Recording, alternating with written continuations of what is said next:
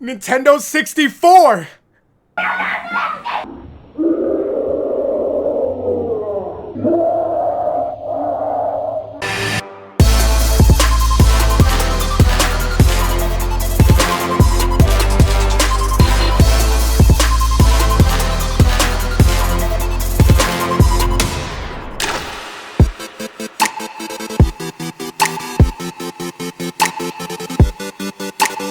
Yo guys, happy Tuesday. It's Tuesday once again, and we're going to be talking about the Nintendo 64 online services coming out when is it coming out? I think it's coming out in like a week. Yeah, it's already coming out in a week. So we're going to be talking about the Nintendo 64. Some people are really happy about it, like myself, and a lot of people are really upset about the price that it's going to be. But I think it's shipping at a perfect price. Maybe it could have been a little bit cheaper, but I think at $50 a year to get some of these games is a really good deal considering the price of the retro market for Nintendo 64 right now. Now, one of the reasons why I think it's a good deal is because the retro market for Nintendo 64 games is so inflated right now. You can get this subscription for potentially the cost of one of these games being $100. Like this game here, let me show you, I actually have it. So this game right here is said to be released in the future. This is Paper Mario. There you go. As Paper Mario, this is an authentic cartridge. Opened it myself. It's it's actually in really good shape. And on eBay right now, Paper Mario is going for about $100 right now. So the price point for one of these cartridges, like, yeah, you could buy it and you own it forever, but there's a lot of hassles that go with having a retro setup. You know, you really can't play your Nintendo 64 on a regular HD TV because it'll just look like crap. So you need a CRT TV like I have over there. A CRT TV is the way you want to play these older games, especially the Nintendo 64. And like I said, for this game right here in particular being $100, you get 2 years of the subscription fee and you get to play. I'm gonna pull up some of these games right here so you can see. So these are the list of the games that you're going to be able to get right at launch. So you're going to get Super Mario 64, Mario Kart 64, Star Fox 64, Yoshi's Story, Legend of Zelda, Ocarina of Time, a freaking classic, Winback, which is pretty awesome, Dr. Mario 64, Sin and Punishment, that's freaking cool. Out for the first time released outside of Japan, so that's pretty awesome. You're going to get Mario Tennis 64, which was a great game. The 64 just had all these great games. And then, check this out. Available in the future, Banjo-Kazooie. I think that's awesome. F-Zero to X. That's a great game. Kirby 64, The Crystal Shards, was one of my favorite games on the 64. Great game. Legend of Zelda Majora's Mask, probably my favorite Zelda.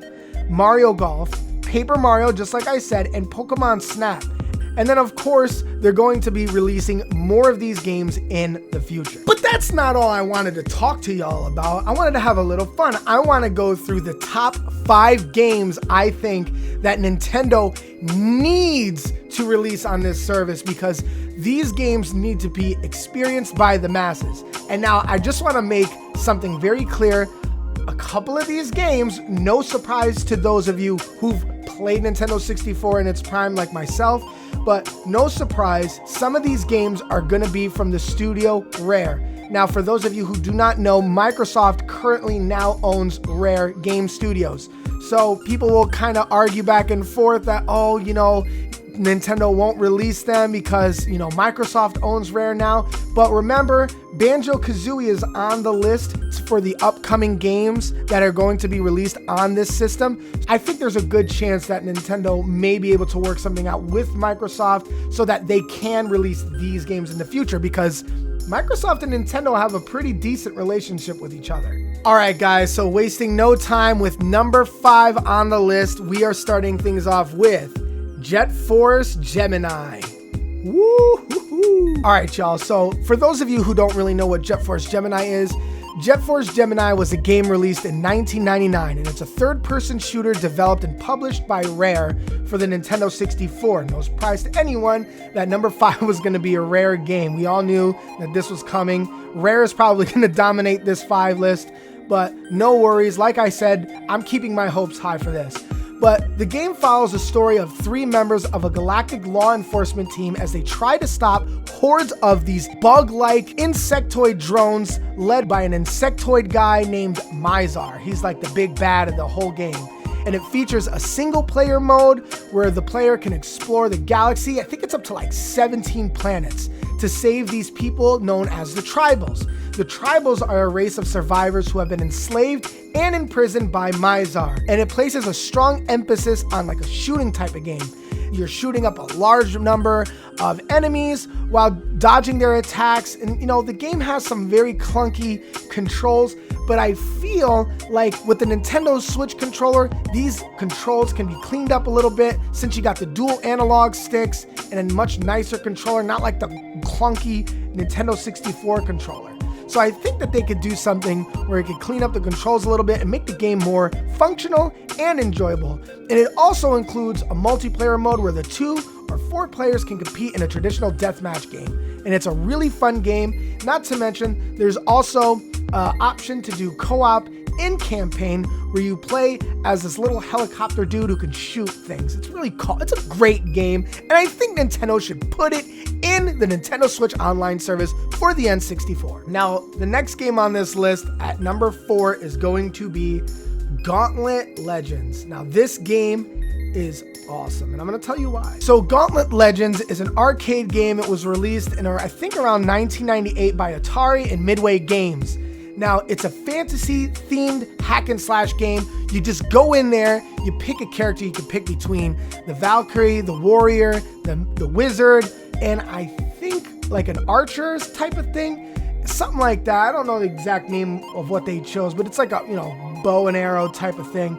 And what's awesome about this game is you could just go in there by yourself or with 4 players, and you could just push right through. Now, I believe that this game was also an arcade crawling type of game back in 1985. I think it was just called Gauntlet. And in 1986, it was Gauntlet 2. And this game in particular marks the final game in the series to be produced by Atari Games. And its unusual features for an arcade game include passwords and characters that could be saved. So if you wanted to save the progress of your character, you could just save the game and pick up, and your wizard or your warrior or your Valk will be the same exact level of when you started. So you can build up and you can level up your strength, your speed, your armor, your magic. And obviously each class or each type of character you chose to level up has its strength and its weaknesses, and you can grab potions and you can blast enemies with potions or use them to heal yourself. And my God, there was one of my favorite mechanics, and that's called death. And if you found death in a barrel or in a chest, it would just drain the freaking life out of you, and you had to use a potion or run the heck away from it.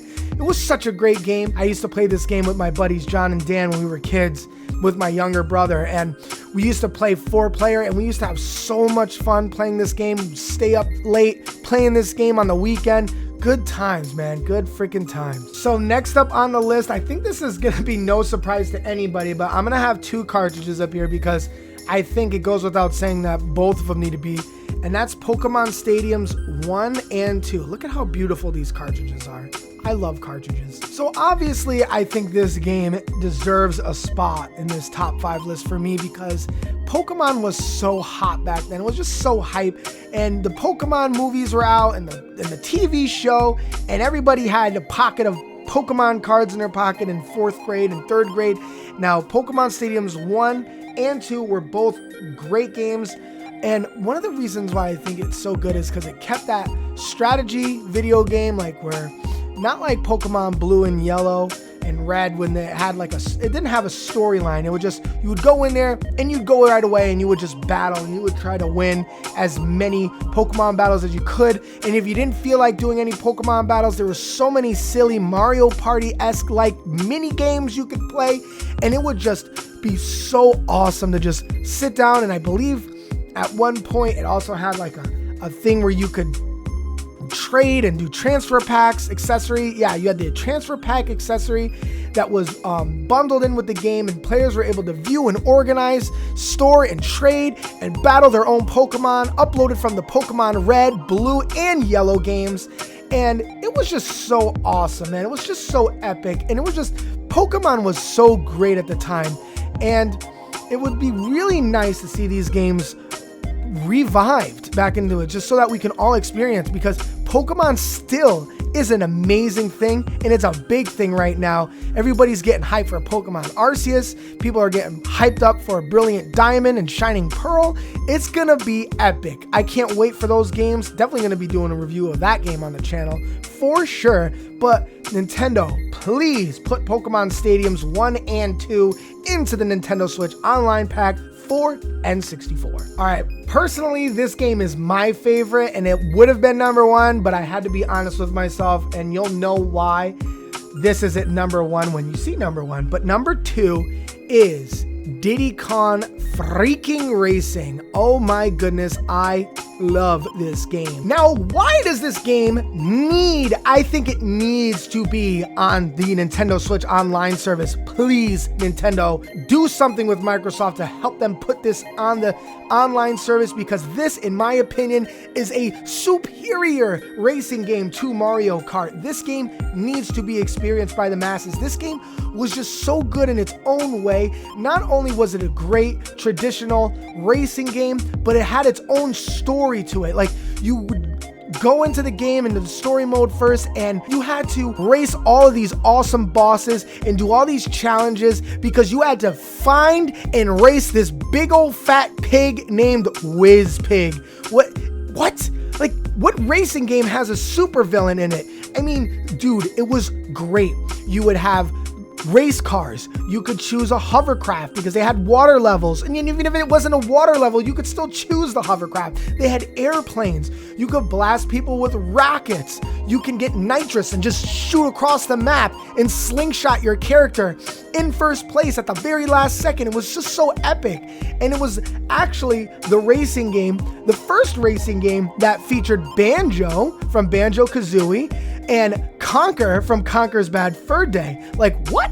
Easter egg, holy crap, what a great game. I had such a good memory playing this game with my dad on Christmas when I got my Nintendo 64, when I was just a wee lad, and we would sit there and play this game. And I loved my Nintendo 64, and I loved my dad, and I still love my dad, and he's great for playing all these freaking games with me. And I will never forget this Christmas for that. This game holds a special place in my heart, and when I got my collection all over again, Diddy Kong Racing was the first game that I grabbed because I love this game, and this game to me is priceless and needs to go on the Nintendo Switch Online service, especially if it has integrated online play with your friends across the freaking planet. Absolutely, Nintendo. Talk to Microsoft and fluff them up a little bit and tell them we need Diddy Kong Racing on the Nintendo Switch Online service. And number one, no surprise to anyone if you're a Nintendo 64 junkie like myself, it has to be 007 Golden Friggin' Eye. It has to be on there. Now, if you don't know about 007 GoldenEye, then I don't know if you are a gamer. Like, seriously, this was Call of Duty. If you wanted to get your cheeks clapped, this is the game you would play. You would play GoldenEye. You would play with your 4 buddies, or if you wanted to 1v1 someone in the Foundry map, you'd say, meet me here, come get clapped, and you would play 007. And not only was it a good multiplayer game, but it had a pretty good campaign to it. You know, the story was really good. It was, based off of the movie at the time, but I just really want to emphasize how good this game was for its multiplayer.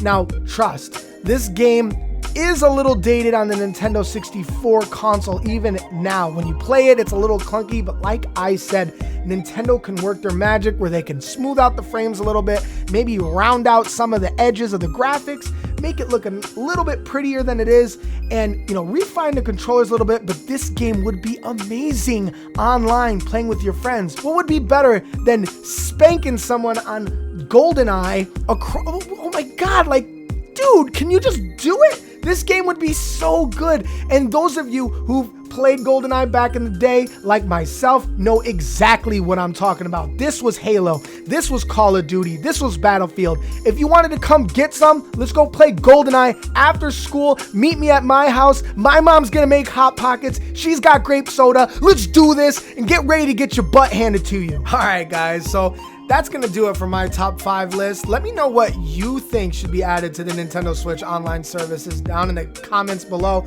I really want to know what you think. Do you think that Nintendo can work some magic with Microsoft, you know, to possibly get these rare games on the Nintendo Switch online service like they deserve? Because this is where Rare really shined back in the day, was on the Nintendo 64. The games that they made on the Nintendo 64 were prime time games, quality games for the time. I think they can do it. What do you think? Stick around, guys. If you really like this video, give it a thumbs up. If you freaking love this video, please subscribe, hit the bell button. We're gonna keep coming out with more content every week just like this on the channel. I'm open to suggestions. I really want to hear from you guys on what you think I should cover next. And do you think that the Nintendo Switch online service is worth it? Plus expansion pack for $50 a year. Now, do you think it's worth it? Do you think it's too much? Do you think it's too little? And what would make it worth that $50 price point? So let me know what you think, guys. Follow me on my social media down in the description, and I'll see you in the next one. Peace.